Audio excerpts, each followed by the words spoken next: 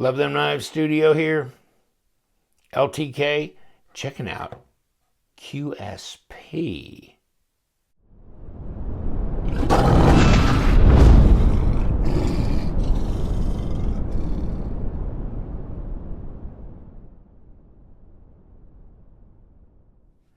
Hey, thanks for joining me. QSP Knives, originally back when, and it's been a while ago, not all that long ago, almost a year probably, when Justin at White Mountain Knives sent me some QSP knives to check out, and I did a video, the Parrot and a few others, and interesting.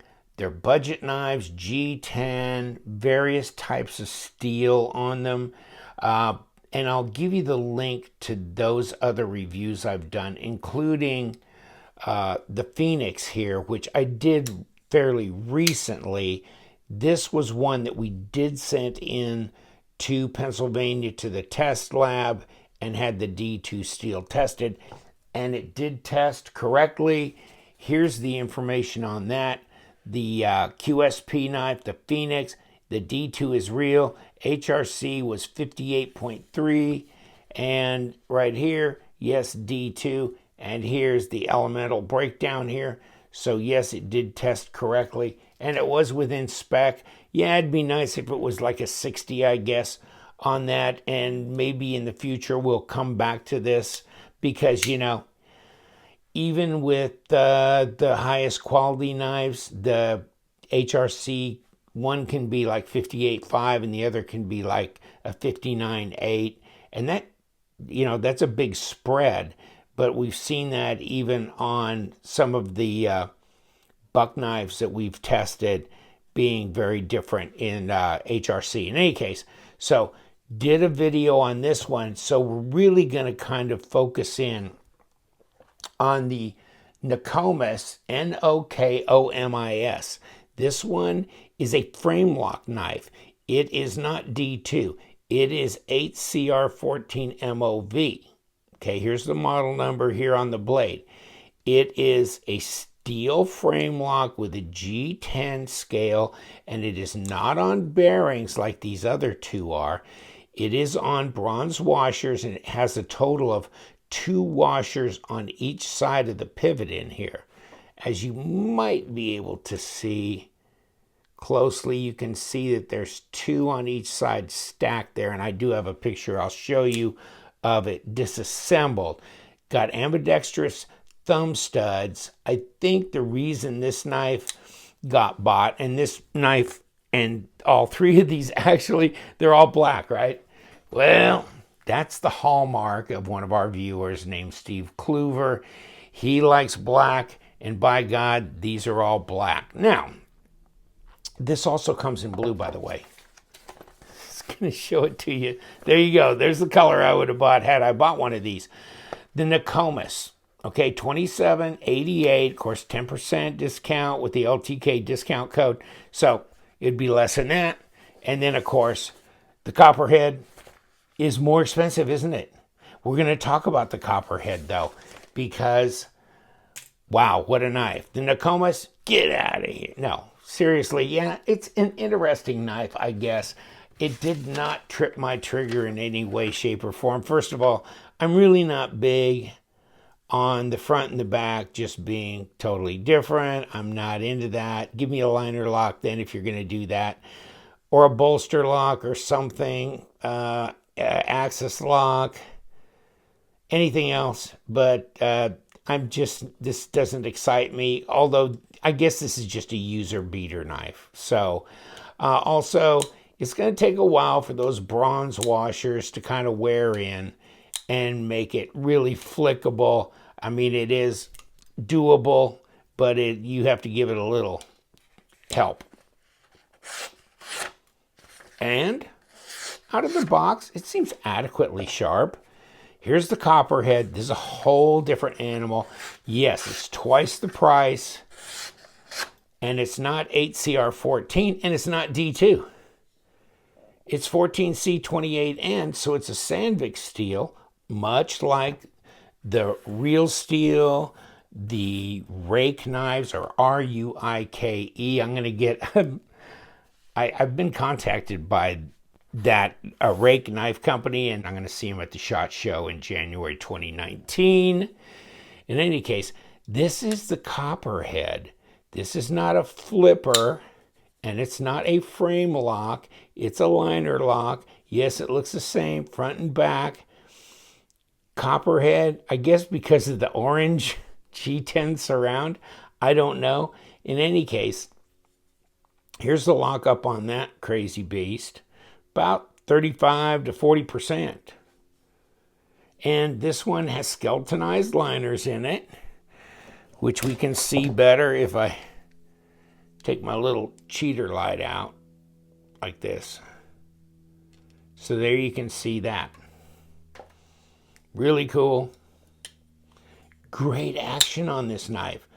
Great action. This thing is crazy, crazy good. Amazing action. And the drop on this thing. Now, I did take it apart and put it back together. Okay, and yeah, I put lube and stuff, but this feels so solid. This feels like a lot of other really high quality G10 knives. The Civivi or the even the Best Tech G10 series knives, that kind of thing. Or, you know, the rake knives, R-U-I-K-E, right in that whole deal. Who makes this and what factory is this made at? I don't know, but I'll tell you what, it feels like a whole different animal than this one does.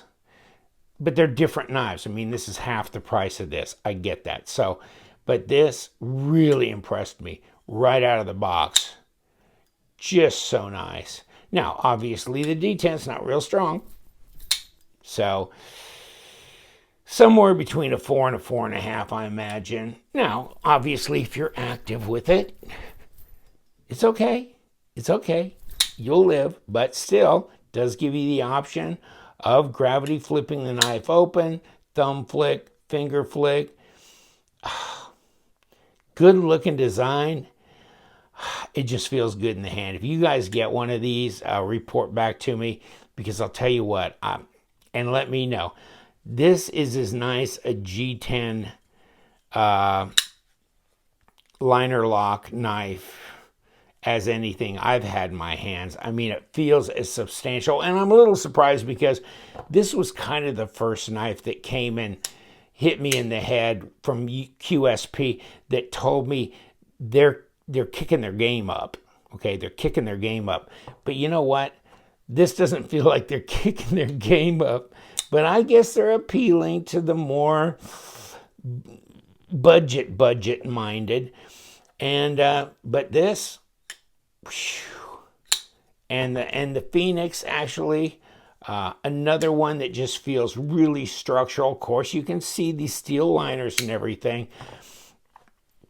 Check this out. Let's get a little measure on here so you can see how big it is and how much it weighs.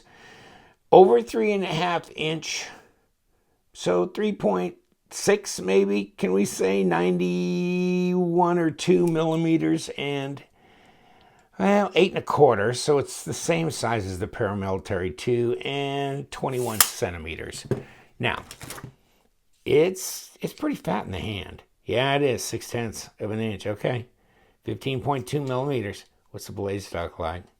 Up here, 3.6, which is, if we flip it over, 0.14. Let's see if it's actually a little bit heavier than that. Still, 3.6. Not bad, not bad. There's your little sharpening choils. They did throw that in on the game. I find it to be very comfortable in the hand. And this pocket clip is really low. I know it kind of kicks up at the very end, but that doesn't, I'm not feeling it. I'm really not. It's so close to the scale here. It's really not giving me anything. Although it would be cool to go deep carry, and I don't know if you can find where you, I mean, I don't know. You think? Maybe? You could flip the clips. Don't know.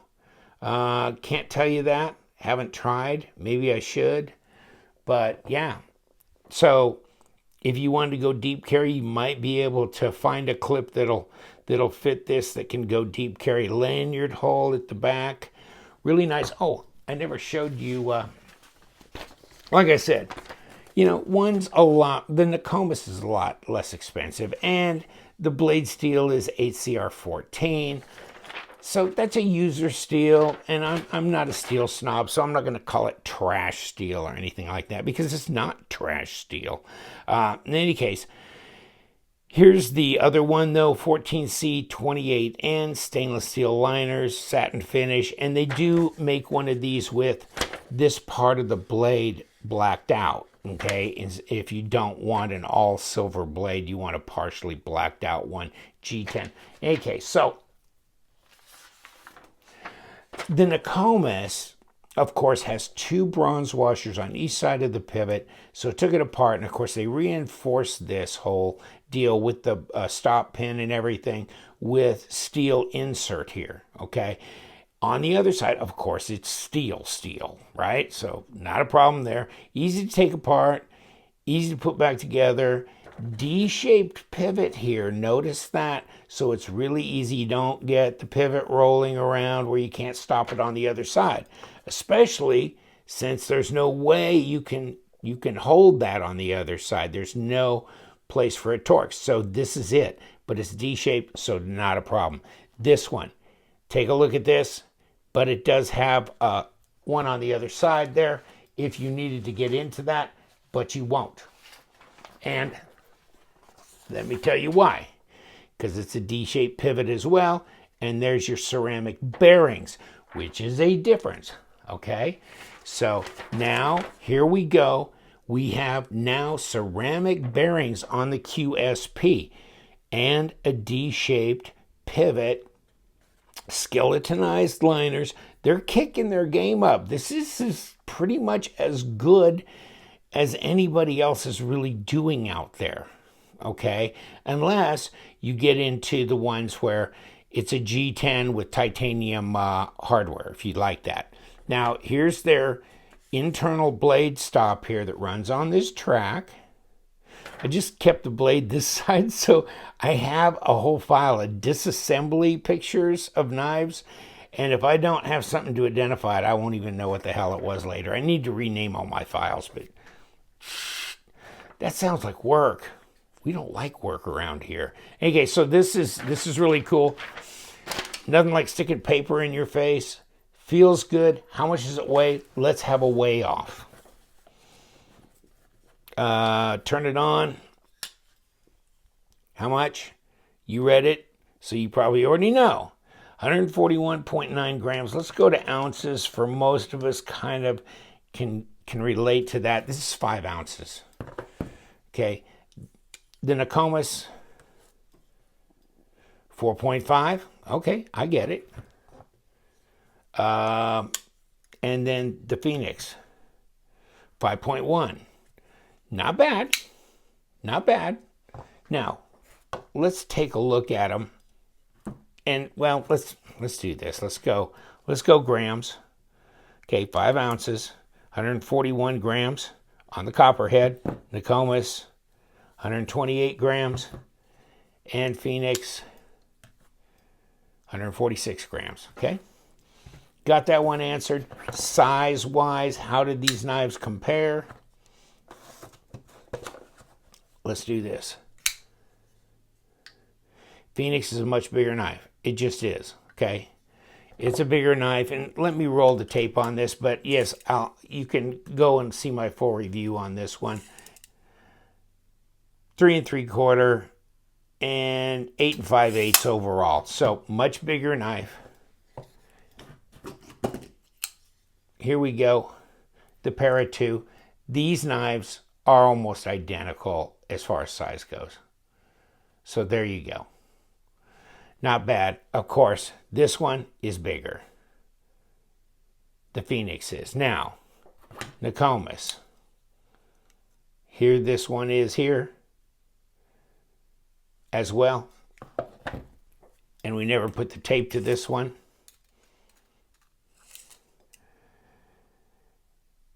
Three and 3/4 inch blade. Bigger knife there. Overall, though, just a tick shorter overall than the Para 2, because it's 8 1/8. It's not a full 8 1/4 inches. 20.5 centimeters. Now, blade stock should be similar.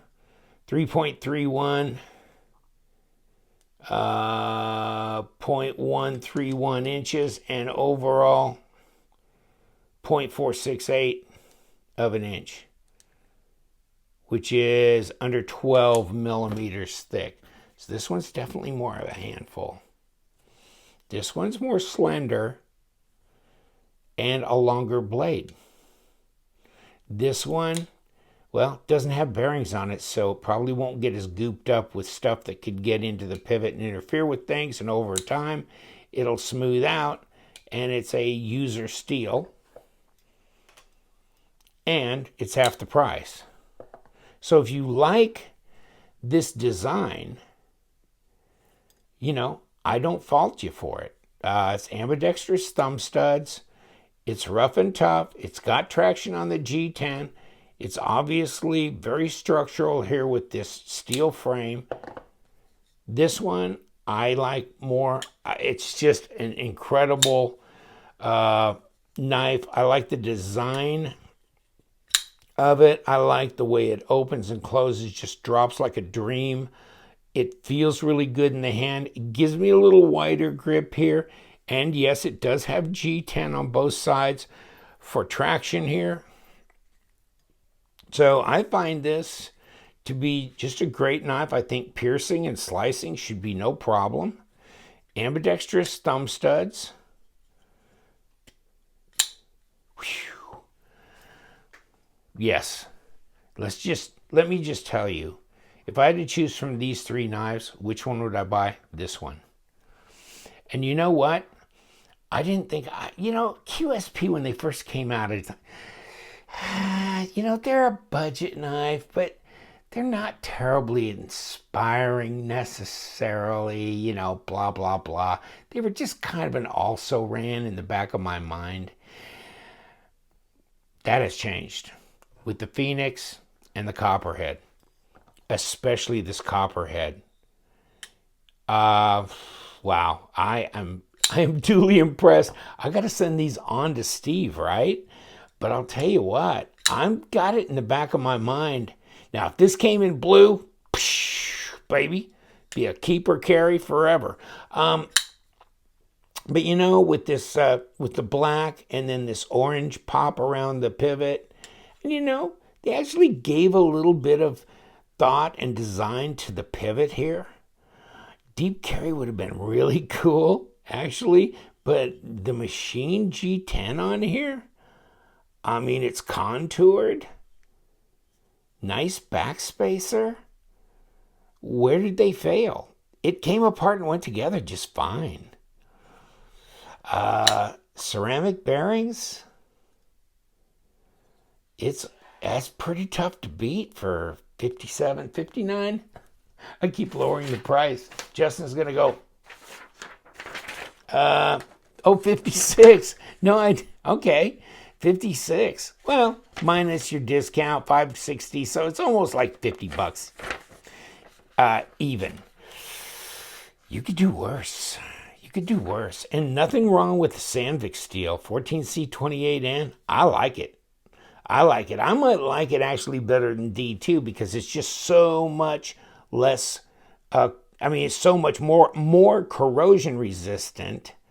So, yes, less likely to corrode, I was going to say, but brother man, easy pass through there, easy to disengage with jimping on that liner. I know, I didn't give enough due to the Nokomis, but I'm just not feeling the Nokomis. So, Steve, I'm glad to send this one on to you. This one is pretty nice. It's a big dog, though. There's no flickability here. It's flipper tab only. But I do like the design, really do. And it's a big dog, it really is. But this one just kind of blew me out of the box. QSP. What's coming next? Where does this stop? I mean, maybe it doesn't, and maybe that's a good thing. But with, you know, all these different budget knives coming out of the woodwork, I mean, Kubi's now making their own stuff and really, you know, good quality stuff. And then Ganzo's kicking it up to the D2 range and all these different knives. It's mind-boggling. I guess we all win because it just gives us infinite choices, and they're getting infinite. And it's making it really difficult to make any choices here because there's so many good players. I mean, with the real steel knives and the rake knives, and the SRM, Sanrenmu, kicked up a notch series with their 14C28N. It's just amazing. Come on, get your finger on it. Bam. So easy. All right, gonna let you go. Thanks for hanging out. I really hung you out for a long time. I'm sorry on this one, but whew, really cool. Love them a lot. Take care, my friends. We'll be back. You know what we do around here. We love them knives, so you guys stay sharp.